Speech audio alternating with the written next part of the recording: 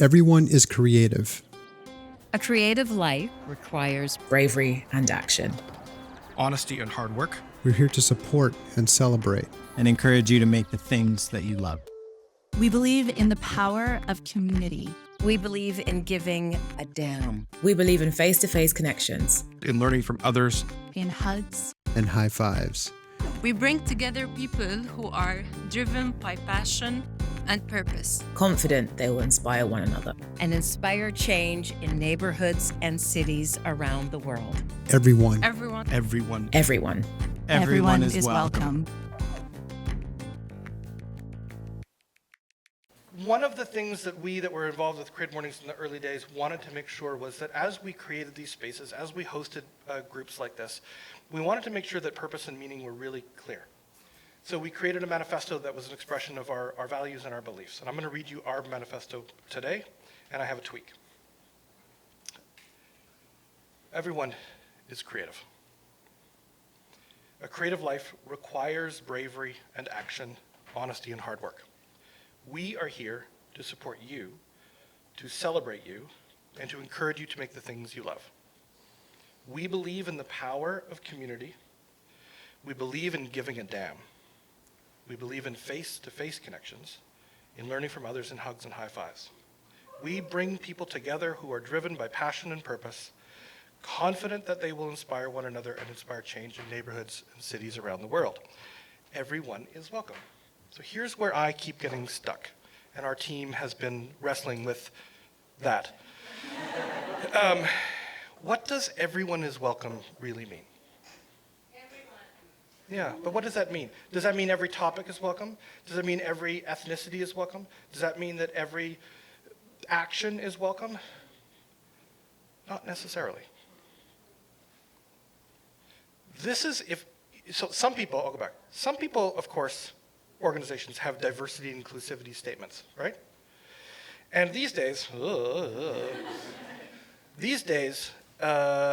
I think we are all affected by the news cycle, and we see what's happening, and there's a trend, and people are throwing DEI out the window.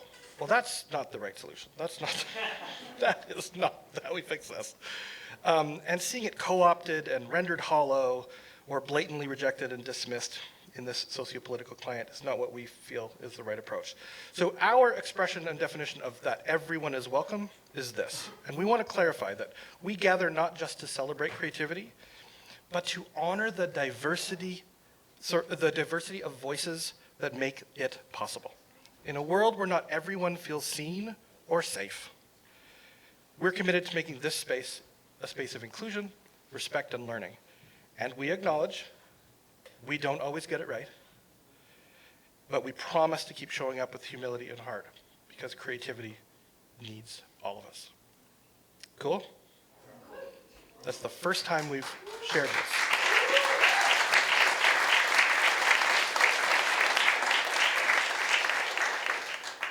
Sorry to get a little bit heavy, but I'm going to get heavier for a second, okay? This has been a hard couple of weeks.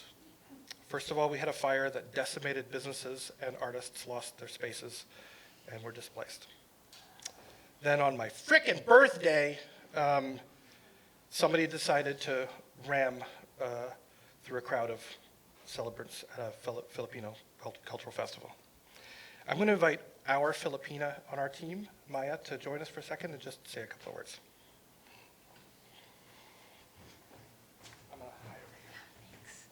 Hello everyone, my name is Maya. Just a quick note before we start that our premier has declared today an official day of mourning, and remembrance of following the horrific tragedy that happened on Saturday. Sorry, it's gonna get emotional. Okay, thank you. Okay, I'm gonna read something from someone from our community named Joa. She said, as Filipinos, our reaction to profound weight of this collective grief is magnified due to our concept of kapwa, binding us together with a unique sense of interconnectedness. In essence, I am me because of you, and that forms part of me, and I don't exist within my community unless you exist with me. It may not have been my mother or father who was injured last Saturday, but it's still my nanay and tatay. May not have been my brother or sister, but it's still my kuya and ate. This precious sense of belonging is what allows us to cry with one another as we process our pain, but it's also what enables us to support and uplift each other selflessly. Together we grieve, but together we shall also rise. And just a moment here, if we can all just close our eyes and take a minute to remember and reflect. And just one thing I want to say before we do that is if whatever comes up for you, whether that be grief or anger or sadness or guilt or gratitude, whatever it may be, just know that it's okay. And whenever you're feeling it's okay and you're not alone, so please remember that. This is such a horrific reminder of how important mental health is. And so please take care of yourself and other people around you. But it's so important. If you don't take care of yourself first, you're not able to help other people around you. So apologies for my tears. So if we can all just take a moment and close our eyes, and just so we can remember and reflect.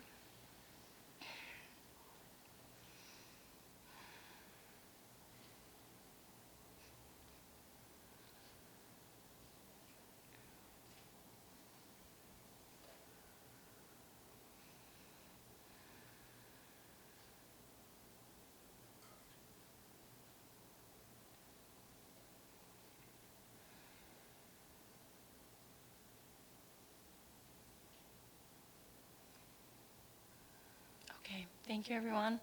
Thanks, Mark.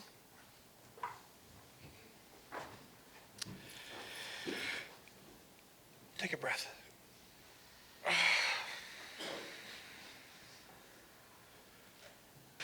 Today's theme is revival. And interestingly, how revival led to a conversation with someone from a culture that has had to experience and is still going through a bit of necessary revival. It was chosen by our Fort Worth, Texas chapter and illustrated by someone named Marielle Guzman. Everything old is new again sums up the revivals that bubble up through culture.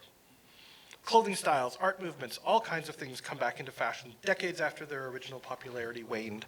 It's a useful paradigm. It's a useful paradigm. Take something old, dust it off, adapt it to suit to the present moment. But are there really no original ideas left? Has everything been done? And does it matter? New context adds new meaning. You can recycle whatever you want, just make it your own. Lots of things from the past are worth saving from obscurity. But what we need now is a few more revivals. A revival of empathy and understanding, kindness and caring. A revival of handwritten notes and holding open doors for strangers. Let's pursue hobbies and join clubs instead of optimizing and monetizing every goddamn hour. Let's bring back boredom and curiosity. It's time for a revival of the golden rule. It's time for a revival of our technology. It's up to you to distill the best of the past and create a better future. No pressure, but that leads us to the introduction of Yaimel Lopez Zaldivar. Okay. You've all heard his bio, you've all read his bio, so I'm going to skip that for you. He's a Cuban, Canadian multimedia artist and educator. Here are 3 little bits of trivia that are interesting. Despite growing up on an island, he can't swim at all. That's ridiculous. He once played on a Canadian soccer team as a forward and had no idea how to play soccer. And in true Canadian newcomer fashion, he now loves poutine. Ladies and gentlemen, Yaimel.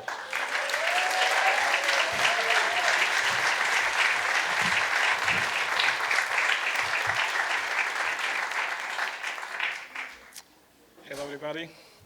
Thank you for having me today. Thank you, Mark. That was amazing. Nice introduction. My name is Yaimel Lopez. I'm from Cuba, from Havana.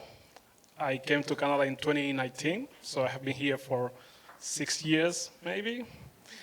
Still feel like new. Sometimes I feel like I've been here forever. Sometimes I feel like I'm here for one day. So yeah, that's who I am. I want to start with this playing to you guys sounds for my neighborhood in Cuba because I want you to feel connected who I am from where I come from. So let me get the music or the sounds. It's music maybe, yeah. It's okay.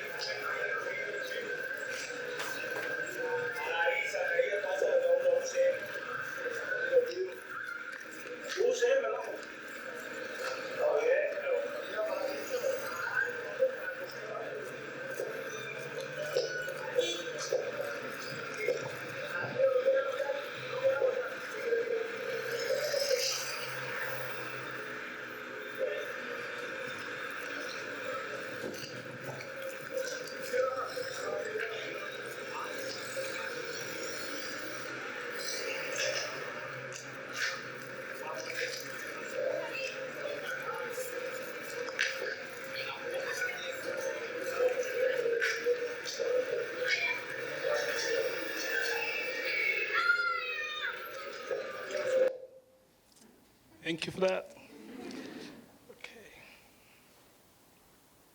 Okay, so I'm from Havana, and the funny thing is when I say people I'm from Havana, always came to their mind, the picture of all Havana with all cars and, everything. But that's not my case. I'm from Havana, but from the outskirts of the city. So I was born in Lawton. Lawton is a very popular neighborhood in Cuba, in Havana. It's the center of the city, but I was living in Lawton for 6 years.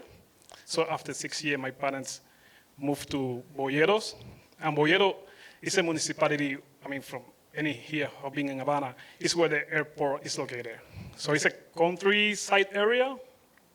So I basically lived there from I was 6 until I was 15 or 16 maybe. And then my parents moved again to this neighborhood. And this neighborhood is called Vieja Linda in Spanish. In English, it would be something like beautiful old lady. So that's the name of my neighborhood. That's true. It's amazing. So this is exactly how my neighborhood looks like. That's how I feel. When you're walking on the street, people treat you like family because, we don't have too much in Cuba, but we have each other. So it's about human connection and interaction. So that's exactly how it looks like when I'm in Cuba. It's the way I dress. That's the way I connect with people. They look like they're fighting, but they're talking, they're laughing each other. This is a funny history when people see Cuban talking from the distance, they think they're fighting because they talk. No, they just, giving love each other. It's the way we talk. Yeah. Believe me. So this is a normal day in my neighborhood. I don't have any photo of my building, but I live very close to that place, maybe like 3 blocks from that place. In between those 2 white buildings, if you go through them, you will see the building where I live in Cuba. So that's the way people look, that's the way people dress, that's the way we behave. It's a place where you can, basically, you walk everywhere. And we don't really, we take buses sometimes, but because everything's so close, people just decide to walk everywhere. And this is my family in Cuba. That's my parents, my tiny sister, my wife, and the guy, the big head is me. Yeah. So my wife, she's not Cuban, she's from El Salvador. But she grew up here in Canada. So at home we speak Spanglish, sometimes more English, sometimes more Spanish. When I'm tired, I go to Spanish. Yeah. Okay. There is no way I can speak English when I'm tired. So that's good to have, someone who can speak your own language. So that's amazing. Yeah. But today I won't be talking about my family, unless not the members of my family. Oh, sorry. I'm gonna be talking about maybe the walls in my house, maybe, let's see. You can see that wall looks kind of chaotic, sometimes suffocating, I have to say. When I'm in Cuba, it feels like it's suffocating. Yeah, it's a mess, that wall. I know, it's okay. It's a mess because of this guy. That guy's my dad, okay? My father, he coming from a very poor working class family. We don't talk too much the way we used to because I'm here. But when I was in Cuba, he used to tell me a lot of history of how poor he was when he was growing up, how my grandma was trying to go through life, try to make it with my dad and 2 other sisters. Also, some cousins. That my family was quite big. Was only my grandma trying to make it. So it was quite difficult. So because of that, my dad never went to school, to college. He just basically finished high school, go straight to work. He always was so focused on being a mechanic. So in my house, there are many books of mechanic and pieces of cars, stuff like that, because he loved it. So he decided to pursue his career, his dream as a mechanic, so he became a mechanic. It's a very good one. Yeah. So what you see in the bottom of the screen is a KAMAZ. That's the brand of that truck. It's a KAMAZ. It's a Russian truck from the 70s, 80s up to 90s because of the relationship between Cuba and Russia. Many of those trucks went to Cuba. So my dad, with time, and work, he became one of the specialists in that trucks, fixing the trucks. So basically, if anybody had an issue with those with the KAMAZ, they call my dad. My dad, okay, I can fix it for you. And one of the early memories I have from my childhood is my dad going to school, picking me up with an overall, with some oils on the bottom. Went to my school with a truck, so I went to truck, and everybody was, when you're a child, people look at you, man, that's so cool. You know how to drive trucks. Yeah, you know how to drive truck. Of course not. I was just pretending, trying to be cool. Yeah, but that was amazing. That was one of my early memories of my dad. That truck is beautiful. So for those who don't know, in the 90s, Cuba go through a lot because of when the collapse of Russia, the Soviet Union. Oh, sorry. Yeah, with the collapse of Soviet Union, we went from having basically everything covered to have nothing. So public transportation was really affected by that situation. People start basically biking everywhere. So we have a lot of bikes from China. I would say like overnight, the island became full of bike. So people start biking everywhere. And my dad wasn't not the exception of that rule.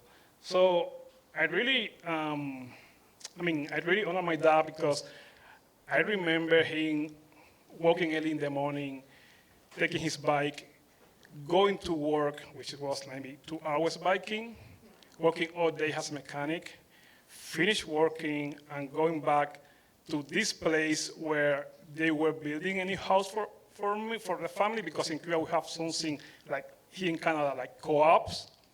So people come together and build, something, so the entire family or the community go to live there. So my dad used to basically work in 2 places at the same time, go to work in the morning, spend all day working as a mechanic, finish that, take the bike, and go into that place to basically work in the construction site. It was really painful.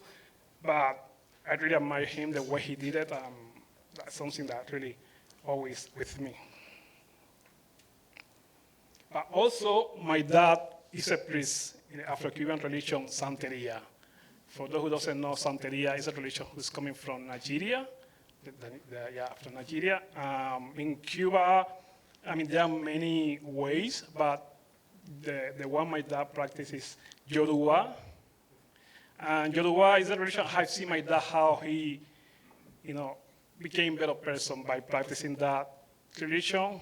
All the rules he follows, all the meaningful ways of living the life, being a good father, being a good son, being a good friend, is something that really, have seen the evolution of my dad to a better person. He's not perfect man, but I know that Santeria and being a priest is something that have really shaped the way he is today. But also, my dad is an artist. Yeah, and he say, you always say, I'm not. You always, joking with that. You are, no, I'm not. But he's always creating something. And that's basically the kind of work my dad create. For those who know someone, have some knowledge of art, it's easy to see that the guy doesn't have any neck. That proportion is kind of awkward, but that's perfect for me. Yeah, it's beautiful, right? It's made of cement. So yeah, I always create with cement and with stuff like that. But have you seen so many things in this man? It's because my dad is a collector, I guess. So he goes outside and everybody give him something he bring home and incorporate his work. So I'm always scared of the way when he come back from the streets, okay, let's see what he's coming with. Because it can be something small, or it can be something big. Have you seen the walls on my house? So he's always trying to create with what he has. That's another piece of my father. That's in that moment when he created this, he was building a big boat. At that moment, he was everything so focused on the ocean, on the sea. So I was basically witness the way he was creating this, he started doing something very simple because he doesn't have, formal training. He started shaping and he basically followed whatever he was, this was telling him to do. So it's something that you see a lot in people who doesn't have formal training, how the naive approach to the creation is beautiful at the same time because they keep going with the flow, and it's something you see very clear in that work. That is how I see it. So I asked one day, what is this? And he said, that's the wheel of the boat. So, okay, that's beautiful. I mean, the boat is like this, and the wheel is like this. It's big, but it's okay. Yeah. That's the way he see creation, and he see life. And also, he made this. It's a key. It's very hard to see in the photo, but in the center of the key there is glass. Yeah, he just smashed some glass and put in the center of the key. So when the light hit the key, it shines. So it's something that you see in a lot of, I would say, naive artists.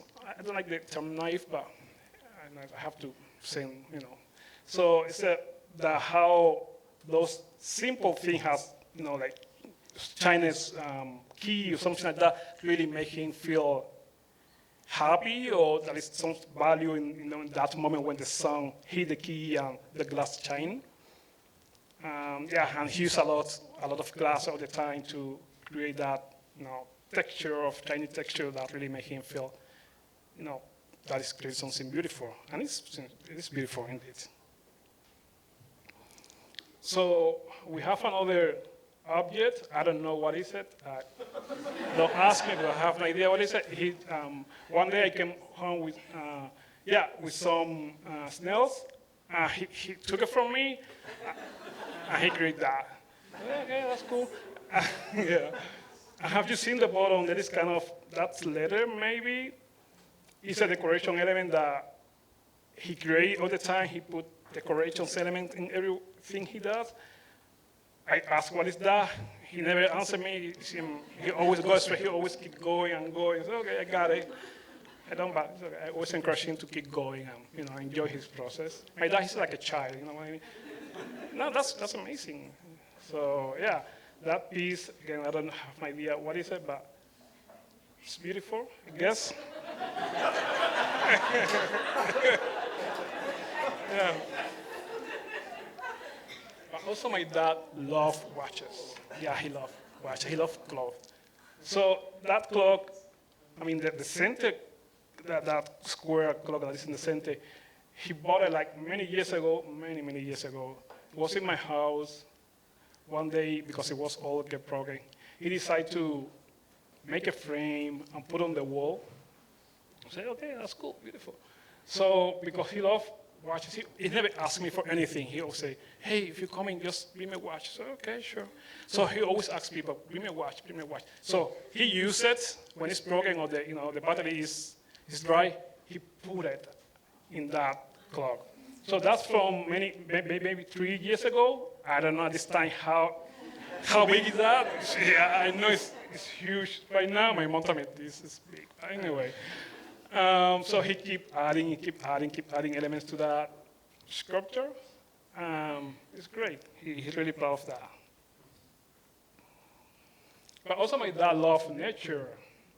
I know it's creepy, but yeah, he always came up with these nature elements.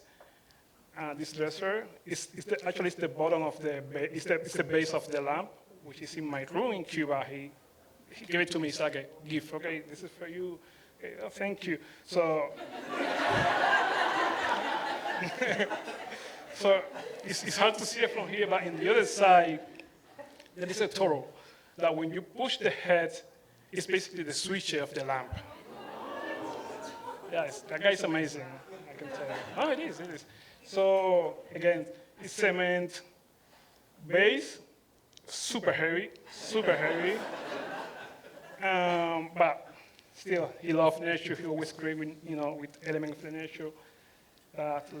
In the other side, we have this palm tree that is also a woman. You see that? You see a lot of that in Cuba pop culture. People who create, women is always present in pop culture art in Cuba. So for some reason, they always connect the palm tree, which is the Cuban national tree, with a woman figure. So they always do it. I don't know why, but they always do it. It's a beautiful connection. So in the side of that woman palm tree, there is a snail. I asked one day, what's the meaning of this? That, again, he came with big story, because he doesn't have an answer, so he keep going, whatever. It's about that, he keep going, that's great. I said, okay. At the end, when he finished, I don't remember how it started, but I just said, okay, that's beautiful. Yeah, and that's made of wood. To connect with that, I remember one of the early memories that I have my dad. One day we were waiting for the bus, and the bus stop. He was in one hand, he had me, and in the other hand he had this piece of wood, and he was carving that with his big cigar. He loves cigars, so he was smoking me in one side, the other hand, on the other hand, carving this piece. It was great. I don't know where the piece is. I haven't seen it in a while, but yeah, it was. I remember him, working on that. And that's one of the side of the apartment. It's funny because it looks like a small apartment. It's not. It's like a 3-bedroom apartment. It's big because it's so busy. It looks smaller. And that's me working in one day, those Cuban summer time day when you sweating and melting. So I was doing my work.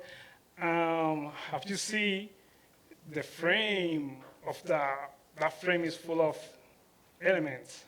And what happened is one day he woke up. I don't know where he saw the stencils technique. My mom said that he woke up and he just dropped a piece of paper in the place where he has his supplies and start cutting them and doing shapes. And my mom said, okay, something new is coming. The next thing he was doing, these stencils and painting the frames and doing his stuff, his things that he loved. So it's okay. My mom is not very happy with that, but we have this agreement. Okay, we know that this is my dad's personal gallery, so we have to live with that. Okay.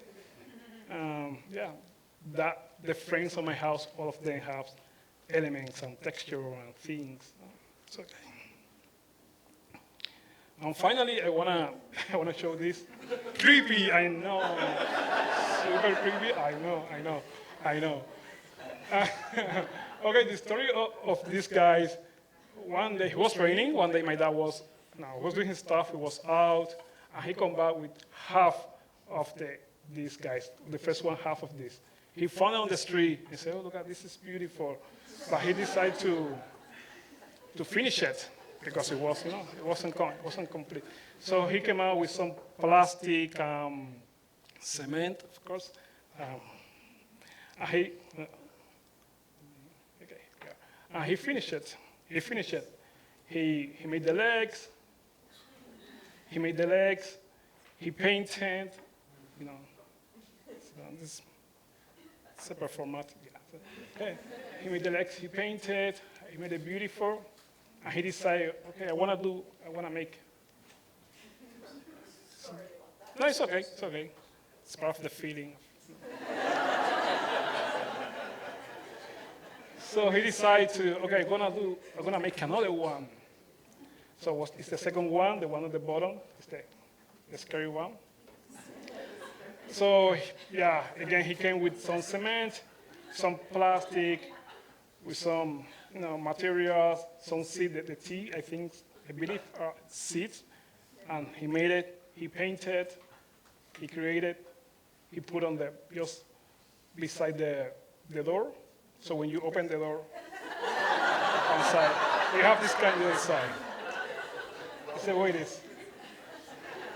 Again, it's my dad's way of thinking, my dad's way of living. I believe that's make him happy, and we in the family are very happy about it. We really encourage him to keep exploring, keep making the house his personal gallery. Even though it's scary sometimes, it's super suffocating, it is, but it's the way it is, the way he is. We love him. Yeah, we feel happy to have my dad in the family as an artist. So yeah, I want to finish with this sentence from Samuel Feijó. Samuel Feijó was a Cuban artist, but also investigating about popular art in Cuba. And he created this magazine called Signos in Spanish, in English is Signs. So basically what he did is he's bring together many popular artists and encourage them to illustrate, but also to write text, and they put everything in a magazine, which is basically an important magazine if you want to study popular art in Cuba. I encourage you guys to look at Samuel Feijó. And every time I see my dad, I think about Samuel Feijó as someone who pushed for popular art and popular artists, not to look at what we consider beautiful art, but also create from the heart, from inside, and whatever is come up, enjoy and feel proud for that. So thank you, yeah. How was that?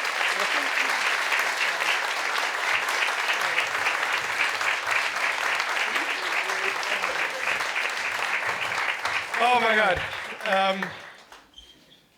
Okay, creativity, revival, an artist story. I remember when I first met, by the way, we were, I want to just more shout outs to Vancouver Art Gallery. Their curatorial team discovered him as a newcomer to Canada, featured him in the past and introduced me to him. And then when we got to know him, I was just like so driven or attracted to his humility. Like what a perfect example in a way, pardon me for a second, what a perfect example of a Creative Mornings speaker. He has his art, he has his portfolio, he could have just talked about him. He talked about his father, which is a way of glimpsing into his, so we get to the delight of discovering his artwork, knowing that the revival from within for him was about the naivete that he celebrates in his own father's own kind of exploratory creative practice that leads him on his path, which is so cool. But I bet you there's things he said you want to know more about. I bet you there's things he didn't say that you wouldn't mind him to share. I bet there are opinions bubbling up that you would like to talk about. So let's take 10 minutes. Put yourself organically into little clusters. I don't care. 4 is great. 6 is fine. I'm gonna put some music on. We're gonna come back here and we're gonna have a conversation with Yaimel in 10 minutes. Go.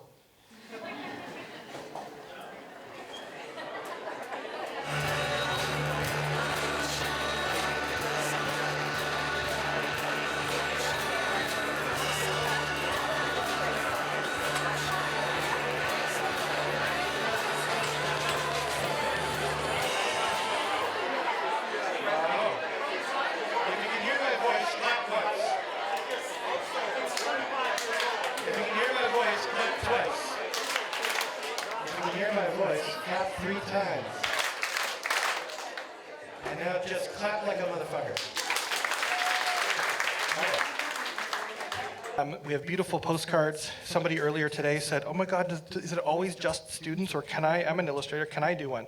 And I said, yeah, email us. In this particular case, it's a third-year student at Kaplan's idea program named Phoebe Verdon. Is she here? She's right there. Stand up.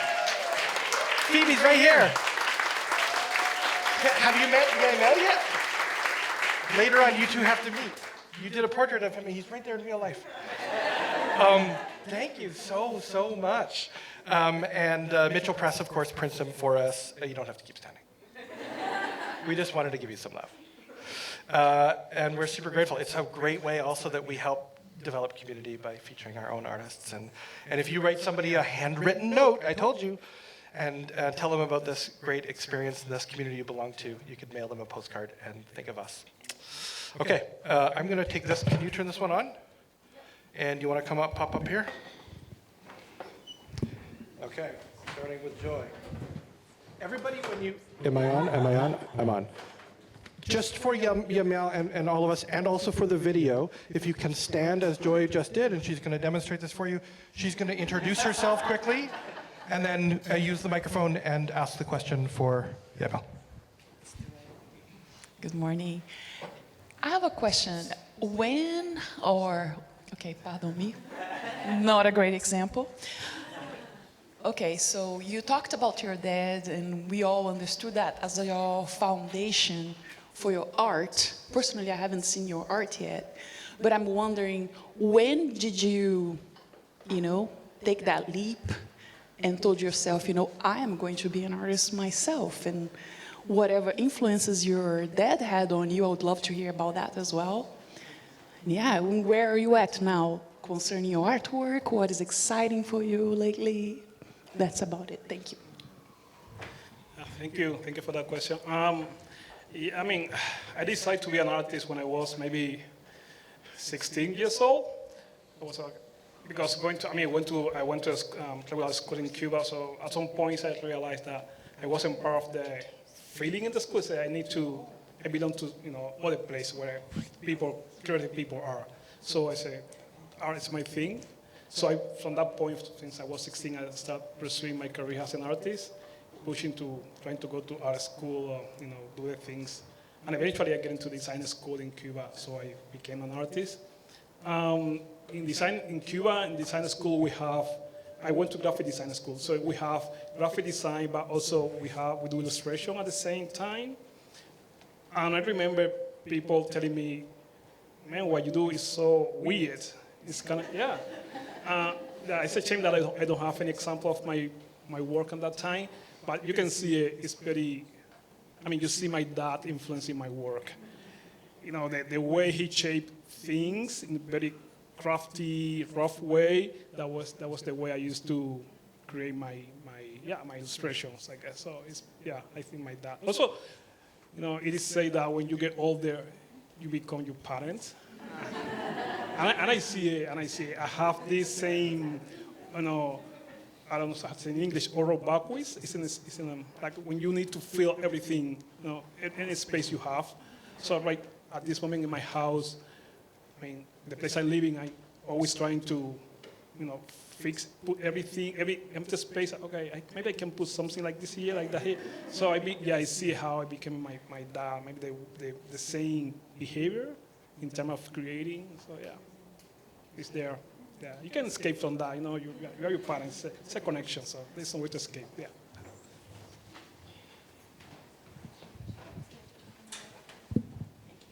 Scared to talk in the mic. Hi, I'm Victoria. Thank you for your talk today. It's obvious the influence your father and the environment you grew up in had on you. I'm curious about your sister and whether or not it had any impact on her in any similar way. Like, is she creative, or did she do the absolute opposite? I don't know. I just would love to know what that environment did to her. Yeah, my sister, she's sick. She has disability. She was born so early with 7 months. So when you're born with 7 months, you basically, you have some brain damage. So it's her case. She's fine, but she functions in a different way that we do. She's not a creative person in the way we think, artists, but she's kind. She's like a super kind person. And I see, sometimes I want for her she be more selfish, because she's the kind of person that she always give when she needs to be given, you know what I mean? So I don't see her as an artist, but I see the kindness coming from my father, from my mom, from the relationship they have. When a long-time relationship, you have to work together, keep pushing, go through life together. So that kind of humbleness, kindness in life, it's coming from both my parents, right? So I see my sister. It's clear. Yeah. Just a couple more questions. We're tight on time. We're going to have one here, and then I'm going to zip all the way over there. Thank you. Are you incorporating? Oh, forgive me. My name is John, owner of Yaletown Agency. Are you incorporating AI, and what platforms are you using? I'm not, but I have to. I'm very crafty person. So for me, even though I went to design school, I was the person who always feel weird about using computer too much. But eventually I wouldn't have to use. I don't use it right now, but I use ChatGPT to answer some question when I needed. but I feel like I'm behind now. Everybody's using AI, so what is going on? So eventually I will have to use it. I don't have anything against AI, it's just different tools for that. We have Chris Krug in the audience somewhere, and he would tell you that if you're not getting on that train, you're going to get run over by it.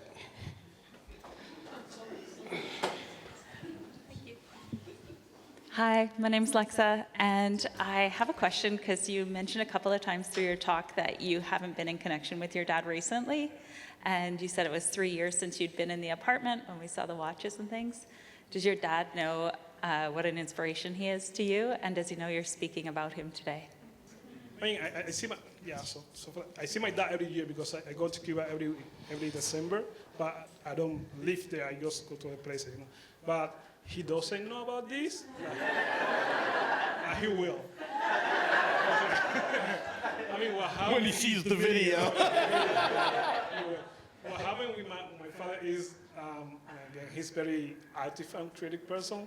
So right now he's working in some new project, which is not necessarily related to art, but now he's building some frigidaires, I guess, fridge. No? Now not the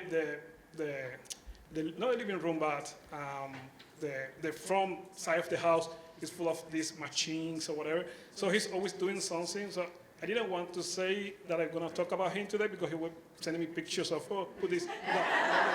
Let's keep it under control. He'd fill in all of it. He will. Okay, I saw a hand. I think we can do. Okay. Hi, my name is Mika. We were talking a little bit about this in a little huddle, and it's about making art as your career. Have you had any struggle when it comes to either creating because you want to create and you want to express yourself, but sometimes I feel in our times, like Mark was saying earlier, everything is about monetizing and how can you be more productive, and we are not bored anymore because either we're trying to produce all the time or we're scrolling and we're losing our minds to social media. Have you had any experience in this scenario? Yeah, of course, every day. But you have to, this is my point of view, of course, just focus on what you have to do. I mean, someone say that humbleness doesn't really need to rush. I don't know if that's any sense. But it's about just take your time, do your thing, and forget about what's happening in front of you, in the side of you. Just keep doing your thing, and eventually you will find your way, be happy and be balanced. It's about that. That's what I think. It doesn't have any sense to be an artist and being, imbalanced. It's about finding your center, your core, and keep going with that. And eventually people will connect with your work or not. But it's okay. That's fine too. No, that's fine too. Yeah. Okay, last question. Which question deserves a T-shirt? Wow. I wasn't you. Sorry, no, not people. That's okay. I wish I could give each one of you guys a T-shirt. I'm gonna go with you. Okay.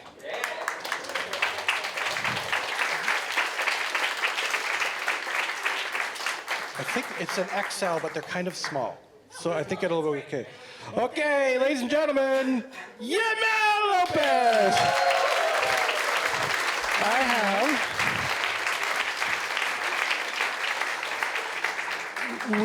We are so lucky. There's a local artist and entrepreneur who is passionate about recycling wood and upcycling wood, I guess, into art. And he's on our team. And every month he thinks about the theme and he takes some recovered wood. Now this particular wood, which is a piece of local live edge wood and he counted there's 150 or more lines on this grain, which means this tree was at least 150 years old. And now is the property of Yaimel.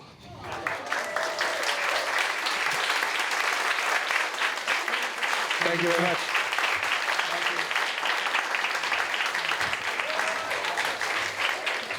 Okay, let's get everybody on.